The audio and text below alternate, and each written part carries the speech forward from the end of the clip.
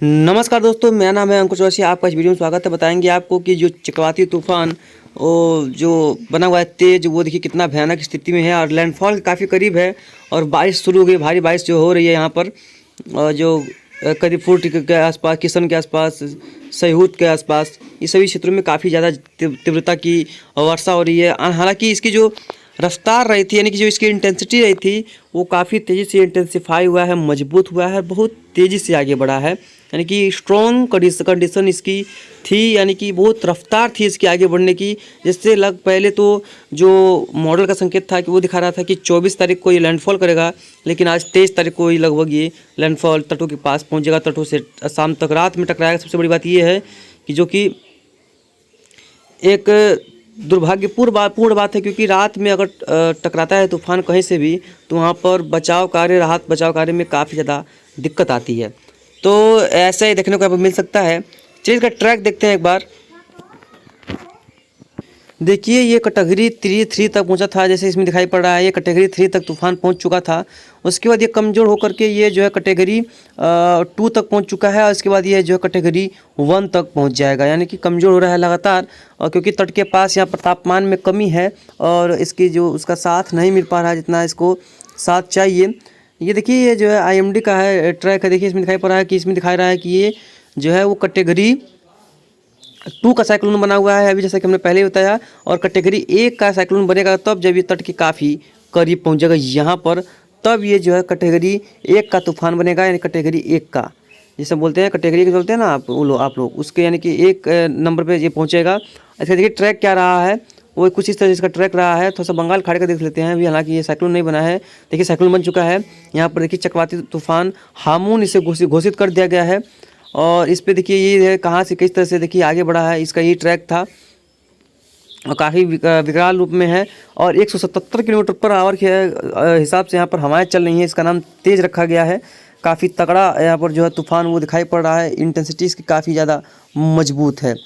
तो यहाँ पर इस तरह की गतिविधियाँ देखने को मिल सकती हैं। कई इलाकों में काफ़ी ज़बरदस्त तूफान ये जो है वो बने हुए हैं और इंटेंसिटी काफ़ी ज़्यादा इनकी मजबूत है।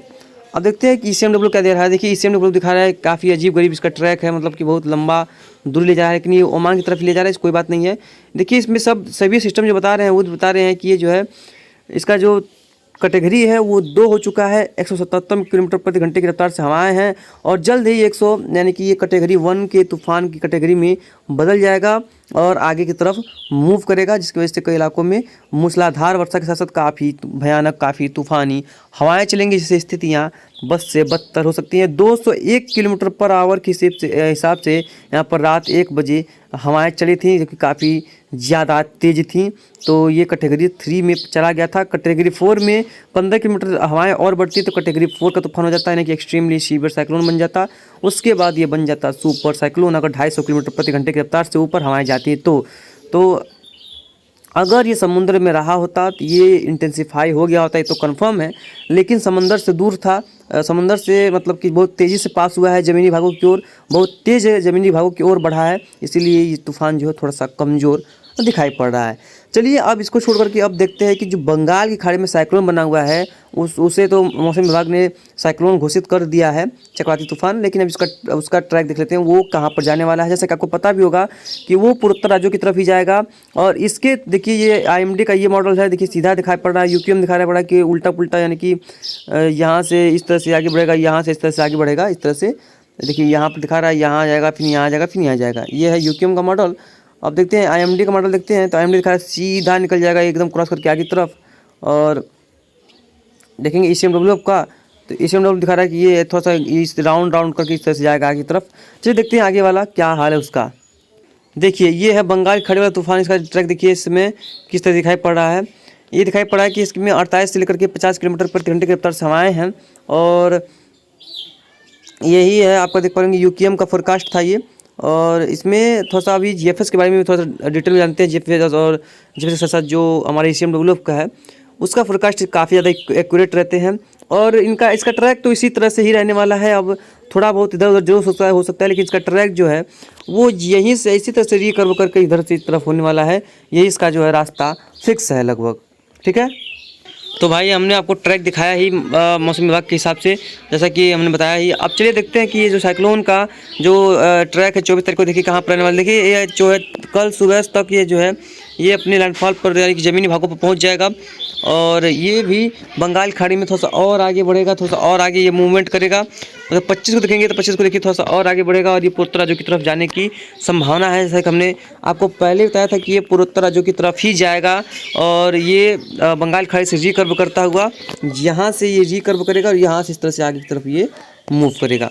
और हालांकि अभी इस समय देखेंगे 2500, 2600, 2700। अब देखिए इस समय पश्चिमी विक्षोभ का कोई प्रभाव दिखाई नहीं दे रहा है। 2800, 2900, 3000, ये देखिए कोई भी खास यहाँ इसका जो प्रभाव नहीं है। लेकिन अगर ये भारत की ओर आता, ये तूफान अगर भारत की ओर आया होता अरब सागर वाला, तो दशहरा का जो पर्व था, महापर्व जो है वो यहाँ पर ख़राब होना तय था, क्योंकि कल दशहरा है और ये आज रात या कल सुबह लैंडफॉल कर जाएगा। तो ये यहाँ से इस तरह से जो है यहाँ पर लैंडफॉल कर जाता है। ठीक है, चलिए अब ये देखते हैं कि भारत की तरफ देखेंगे तो भारत की ओर भाई देखिए काफ़ी ज़्यादा स्ट्रॉन्ग वेदर सिस्टम जो है वो नज़र आ रहा है।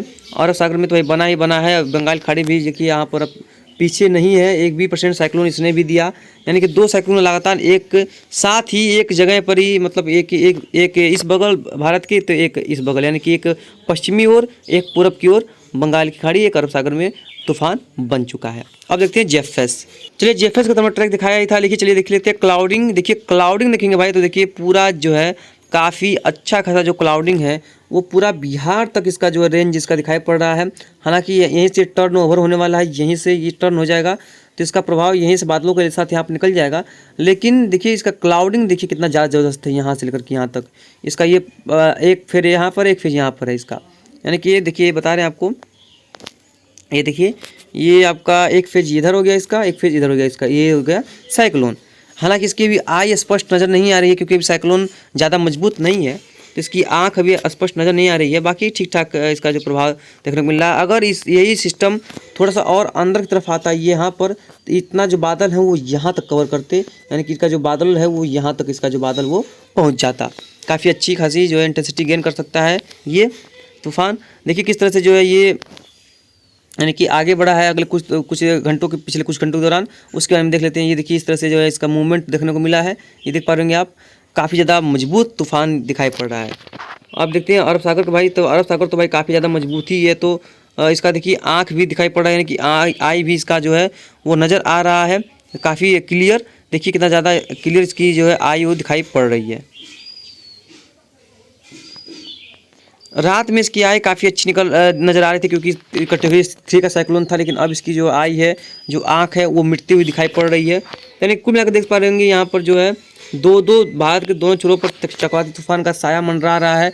कई इलाकों में जो है कई राज्य ऐसे होंगे जल प्रलय देखने वाले हैं, ओमान के और इधर बांग्लादेश के और पूर्वोत्तर राज्यों के, तो यहाँ पर लोगों को काफ़ी सतर्क रहने की ज़रूरत होगी क्योंकि यहाँ पर स्थितियाँ बद से बदतर हो सकती हैं। तो फिलहाल इस बुलेटिन में यहाँ तक कितना ही, मिलती है इसके अगले बुलेटिन में, तब तक लिए रखता चैनल पर आप लोग बने रहिएगा। धन्यवाद।